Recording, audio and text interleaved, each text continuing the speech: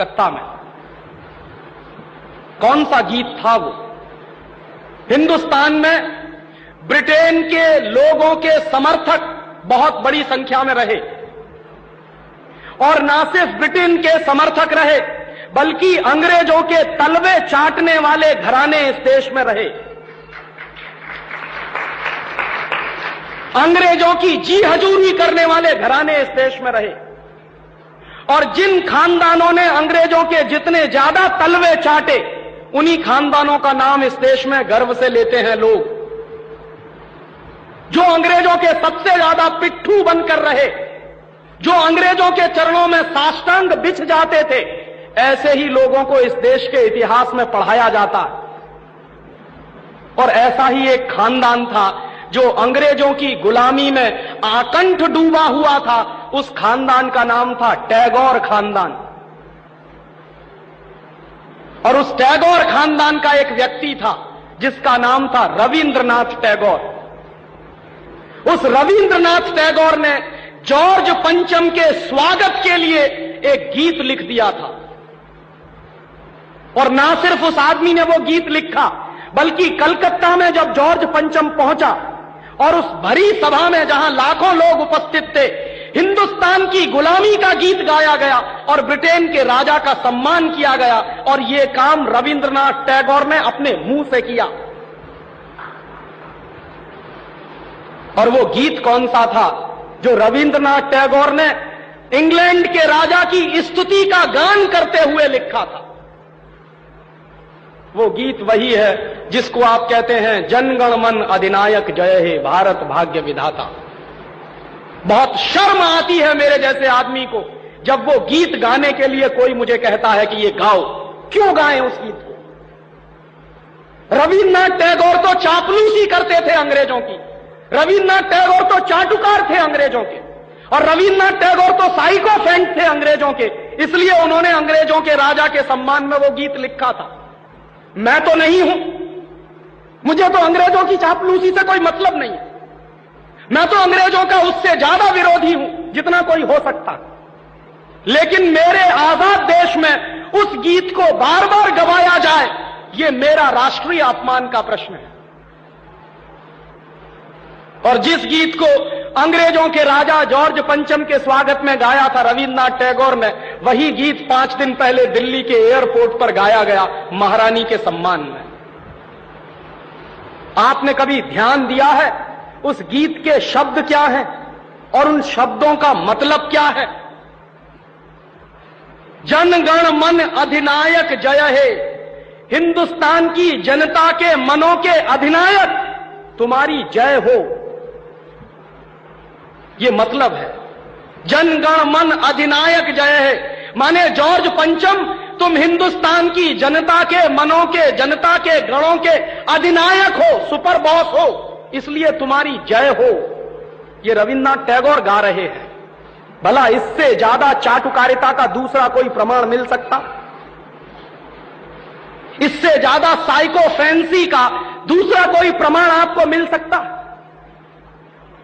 और दूसरी लाइन है जनगण मन अधिनायक जय है भारत भाग्य विधाता, माने तुम भारत के भाग्य विधाता हो, माने हमारा भाग्य तुम लिख रहे हो।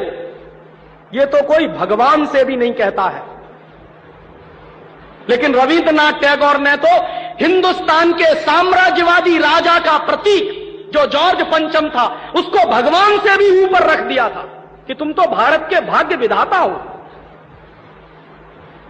पंजाब सिंध गुजरात मराठा द्राविड़ उत्कल बंग विंध्य हिमाचल यमुना गंगा उच्छल जलधि तिरंग, तब शुभ नामे जागे तब शुभ आशीष मांगे। माने पंजाब सिंध गुजरात मराठा द्राविड़ उत्कल बंग ये सारा हिंदुस्तानी इलाका तुम्हारे लिए आशीष मांग रहा है, तब शुभ आशीष मांगे। तुम्हारी भलाई की प्रार्थना कर रहा है। ये पूरा हिंदुस्तान जो अंग्रेजों की गुलामी में सिसक रहा था उसको रविन्द्रनाथ टैगोर लिख रहे हैं कि ये सारा का सारा हिंदुस्तान तुम्हारे लिए आशीष मांग रहा है, तब शुभ आशीष मांगे। और वो सारी की सारी आशीष हम तुमको दे रहे हैं अपनी तरफ से। और अंत में जनगण मंगलदायक जय हे भारत भाग्य विधाता, वही भारत के भाग्य विधाता तुम्हारा मंगल हो, तुम्हारा कल्याण हो।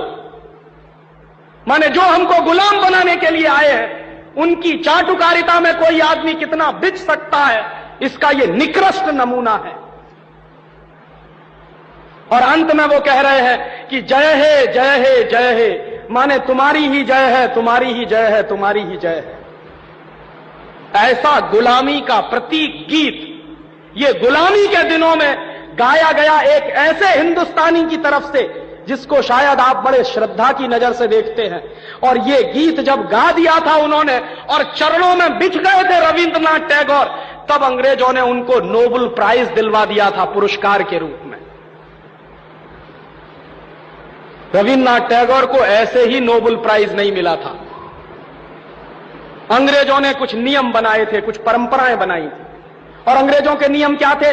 जो अंग्रेजों की जितनी ज्यादा चाटुकारिता करे, जो अंग्रेजों के जितने ज्यादा पैर चाटे, उसी को अंग्रेजी सरकार राय बहादुर का खिताब देती थी।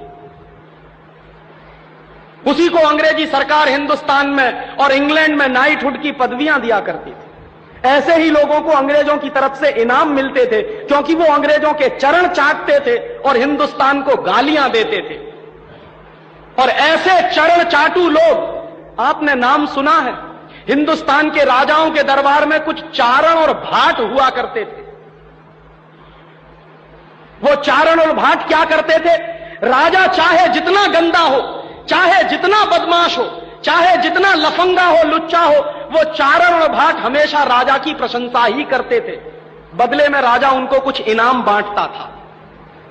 ऐसे चारण भाटों का खानदान है ये टैगोर खानदान, जिन्होंने ये गीत लिखा है।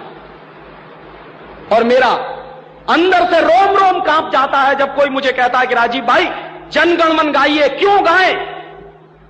हिंदुस्तान का गीत नहीं है जनगण मन अधिनायक जय। हिंदुस्तान का गीत तो वंदे मातरम रहा है।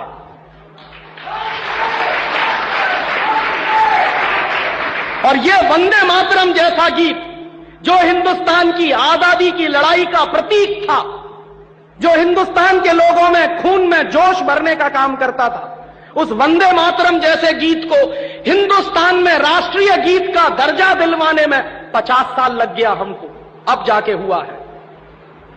लेकिन जो गुलामी के जमाने का गीत था जनगण मन अधिनायक जय है, वो आजादी के तुरंत बाद हिंदुस्तान के उन गुलाम लोगों ने, जो शरीर से आजाद होंगे लेकिन दिमाग से गुलाम होंगे, हिंदुस्तान का राष्ट्रीय गीत बनाया था उन्होंने। और आप में से बहुत कम लोग जानते होंगे कि कांग्रेस के 2 अधिवेशन हुए थे, जिन दोनों अधिवेशनों में यह फैसला हुआ था सर्वसम्मति से कि हिंदुस्तान की आजादी के बाद जनगण मन हमारा राष्ट्रीय गीत नहीं रहेगा। यह फैसला हुआ था कांग्रेस की समिति में। लेकिन उन्हीं कांग्रेस के लुच्चे नेताओं ने आजादी के बाद उसी को अपने देश का राष्ट्रीय गीत घोषित करवा दिया। इससे ज्यादा शर्म की दूसरी बात कोई हो नहीं सकती।